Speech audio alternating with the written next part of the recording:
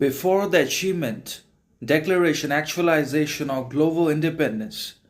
or generalized independence in the world or in a particular country, there comes the actualization and responsibility and application of successful, powerful individual freedom, personal liberty, and basically self-governance in the world in one way or another. And until unless we have successfully applied and mastered these conditions, which is self-government,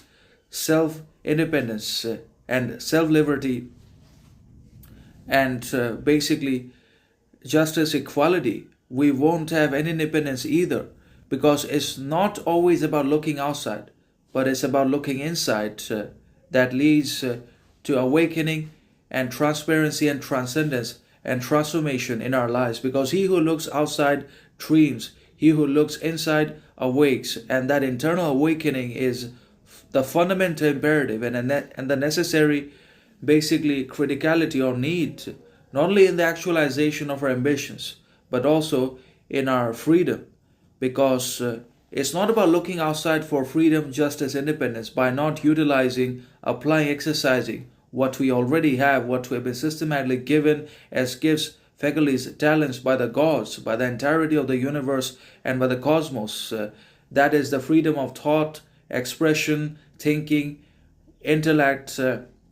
authenticity. We already own these powers. We already have got the possession of all these natural intrinsic powers that we refuse to see in ourselves and that we don't actualize because we are obsessed with the outward freedom and external independence and public societal validation, attention, approval, reaction, and basically criticism, judgment every step of the way, as a result of which not only have we lost ourselves, we don't relate to ourselves, but we have become incapable of authenticity, self-knowledge, self-respect, self-distinction, transparency, kindness, humility also, and replaced all that with pretense, stupidity, ignorance, imitation, repetition,